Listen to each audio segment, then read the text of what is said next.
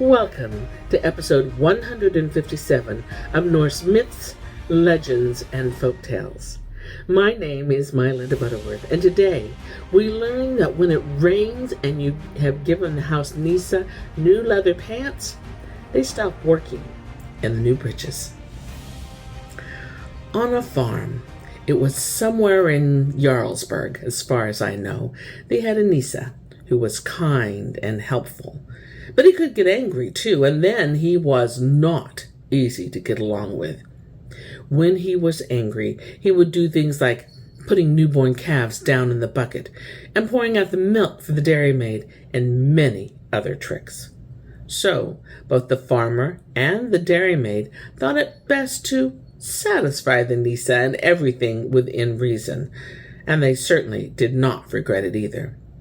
The dairymaid took care to put out really fine cream porridge in the barn every holiday. And on Christmas Eve, she put an extra big lump of butter in it, so the porridge would be rich and good. It was easy to see that the Nisse appreciated all the good things he got, for nowhere did the cows thrive so well as on that farm, not to mention the horses, for the Nisse had bestowed most of his love on them. When the farmer came home, he did not even have to put the horses in the barn. He just unharnessed them, and the Nisse took care of the rest, put them in the stable, rubbed them down with a handful of straw, took down hay to them, and gave them water. The farmer knew this, and so he let the Nisse take care of the horses the way he liked. And as he did so, he was well satisfied with the Nisse in every way. He put a fine pair of white leather breeches out for him one day. One day, the man and the boy were out driving. When they got back, it was raining as though the heavens had opened. So they left the horses standing outside and hurried in the house. They thought the Nisse would put them in the way he usually did.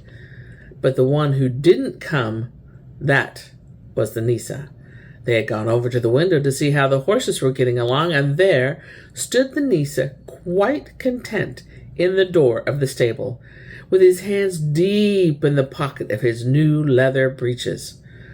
The farmer was annoyed, so he went to the door and he shouted, "My good Nisse, what does this mean? Don't you see the horses today?"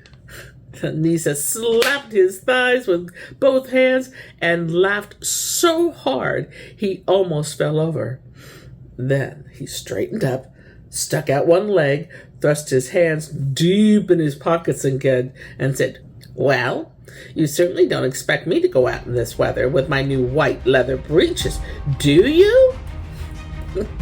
And here is where I end my tale for today.